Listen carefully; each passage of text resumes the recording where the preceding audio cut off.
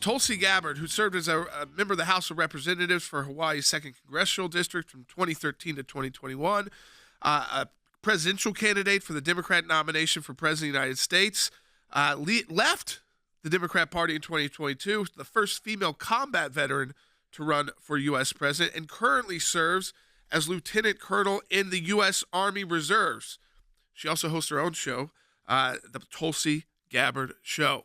So when we talk about bringing her in as a senior military and political analyst, you can understand why just from that quick bio right there. Tulsi, it is great to have you join the Sekulow broadcast team. Thank you so much. It's awesome to be able to join you as always, but to be able to have these conversations on a weekly basis. I'm really looking forward to it. One of the things I wanted to go to first, Tulsi, was kind of these big issues where we see maybe an emergency in our country or something happens and we kind of rush to how do we fix it? Lately, it was kind of like TikTok. We learned all this news about TikTok and the Chinese government's access to it. And instead of just addressing TikTok, we got a piece of federal legislation that was going to impact, or could impact, all of us in our civil liberties and our abilities to utilize and free expression and use the apps we want to app. So instead of focusing on TikTok, Congress said, okay, let's use this moment and we'll seize on all of the apps and all of the VPN data. It's called the Restrict Act. And you've been pointing out, I mean, this I think is what we've learned, I think especially conservatives have learned, that when there is this kind of move about if it's against TikTok or if there's a national emergency like 9/11 and how we responded with the Patriot Act is now we all know, hey, we need to put the brakes on things when we start seeing legislation that goes a lot further than what we're even talking about. Yeah. Jordan, this is what's so dangerous, and what we've seen, unfortunately, throughout history is how people who are in positions of power, and we've seen it's come from both Democrats and Republicans, they will seize on these moments where we are concerned about our national security, we're concerned about our safety, and the safety of the American people, to create these pieces of legislation and policies that are such gross overreach and clearly violate our constitutional rights and civil liberties.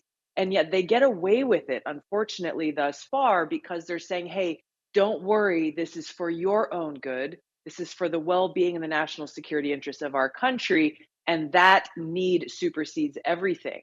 They are completely getting wrong their responsibility, which is to strike that balance of recognizing how important our Constitution and civil liberties and freedoms are. It's what makes us who we are as Americans and this country, with the balanced need of respecting that and ensuring our safety and security. It's not an either or proposition, but that's unfortunately how they put it forward in order to get away with this stuff. And I like to just to remind people, and because you've taken so much heat for this, which is why I wanted to bring you on to our team, because I think it's so important for our audience, and I think they're getting it with the pushback on the Restrict Act, even with the questioning around Ukraine, that it's not just like 100% support for a build-up to war, because people have been burned, in recent history by this kind of drumbeat that basically if you're not on our team, you're against us, and that's just not American, that we can question, hey, is there a way to settle down the conflict with China before we end up with Taiwan being invaded? Or is there a way that we could have prevented the horrible war in Ukraine, utilizing diplomacy and trying to improve relationships, even with countries we may see as adversaries, so that we don't see bloodshed or U.S. military intervention? And in the past, if you question like that, you were an outsider. Now, it's and I think it's a good thing, more and more people are realizing it's patriotic to do that. Hey, Jordan, this is why I really appreciate your show and the platform that you're using to inform people about how critical it is that we see the world as it is and that we make reasonable, sensible decisions that really serve the best interests of the American people and our country, preserving our constitutional rights and freedoms. When you see people who are out there, they're constantly saying, well, and I saw this when I was in Congress, I served there for 8 years. When the Patriot Act came up for reauthorization on the House floor, if you raised questions or issues or said, hey, certain provisions that have been shown to abuse our civil liberties over these last 20 years need to be taken out of the statute, immediately on the House floor, you'd have Democrats and Republicans saying, you're a traitor to America. You want to invite another 9/11 style terrorist attack.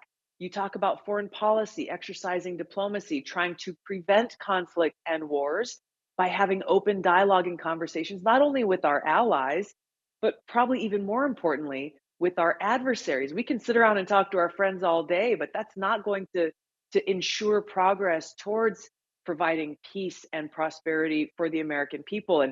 And this is what we, the American people, should require of those who are coming to us and saying, hey, I want to lead this country. I want to ask for your vote and your trust. So far, we have seen on both sides of the aisle such a failure of that responsibility as they bend the knee to the interest of the war machine, permanent Washington, military industrial complex, rather than actually recognizing how serious the responsibility is to serve the interests of the American people in our country. I think a lot of people woke up to the issues with the Patriot Act when the FISA court system, which was part of the Patriot Act, was utilized. We found out against it was being utilized against American citizens who would be classified in a setting that they had no way to object to. They would be classified as a foreign agent, thus they would lose their constitutional rights as a U.S. citizen, and then you could go to the FISA court and get a secret surveillance warrant to spy on them as if they were not American. They somehow lost their citizenship rights without even knowing it, and that happened to Carter Page. And so people finally said, you know what? When we write these kind of pieces of legislation, we have to be so careful, and when it's very broad, and especially when it's in response to something that's a tragedy and that scares people, and we want to do something, and we want Congress to do something, we want action. That's true, and there's always time to improve our laws to keep us more safe. But first and foremost is protecting our rights as Americans, Logan. Yeah, absolutely. I think that those are the things that are very important here. And I think that's what's really exciting also about having you join our broadcast. We always look at expanding our team and younger, newer voices that we can bring into the conversation. I'm monitoring all the comments that are coming in on Rumble and all other platforms. And, most people are very, very positive. It's very exciting to have you here. Also, because you bring a different perspective. You even brought it up. Sometimes we're going to have disagreements. You're going to have disagreements with the people who are on this show, with the other people who commentate and have their own points of view. But that's sort of the point, is just to get to the truth. And it's excited to have you part of this media team. Thanks, Logan. I appreciate it. Again, Tulsi, when we get to this, and again, on this interview, of course, we're kind of introducing you as part of the team. I really say it's because it happened when you visited our office, and people may have seen it a couple weeks ago on our broadcast. And we were going through a tragedy here. There was a school shooting here that's still in the news a lot because of gun restrictions and things like that are being debated.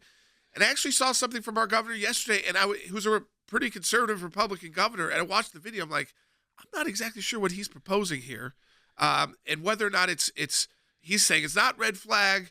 Of course, there's no legislative text to see yet, but again, it's that kind of move to, well, we've got to do something. So even in a very, very red state, very pro-Second Amendment state like Tennessee, there's a tremendous amount of pressure to pass laws that, again, may, because I haven't seen the text yet, trample on people's constitutional rights, even due process rights. And this is why the work that the ACLJ does is so important, because you guys have a strong track record of really being constitutionalist and not looking at it through the partisan lens or whatever narrative may be ruling the day, which is what we, the American people, need. It's essential. There are a lot of examples that we could look to as you're talking about proposed legislation related to the Second Amendment. It is always the unintended, even those with the best of intentions. If we're not ensuring that our civil liberties and freedoms are protected at the forefront, then we often end up with these unintended consequences. And I'll use the no-fly list as an example. You say, okay, well, obviously, if there is someone who's a terrorist out there, a suspected terrorist, then we probably don't want them flying on planes. Seems cut and dry, right? However, when you look at something like that and you start talking to people who somehow find themselves on this list, preventing their ability to travel, they have no idea why they're on there. Turns out, somebody had a typo and spelled their name wrong, or they had the same name as somebody else. And they had no due process, no way to appeal, no way to know, hey, how do I get off this list? It wasn't my fault that I'm on there. That's one of many examples of how critical it is that any change in our legislation that even tiptoes toward a violation or erosion of our constitutional rights and civil liberties must be examined very carefully, and keeping that responsibility and that oath to the Constitution at the forefront. Tulsi, we are excited to have you as part of the team, of the Sekulow broadcast team, as a senior military and political analyst. Today, introducing you to the audience as a member of the team. We know we're going to get into a lot of issues as you join us each week. We're also going to have pieces up at aclj.org by Tulsi for you as well, exclusive there at aclj.org.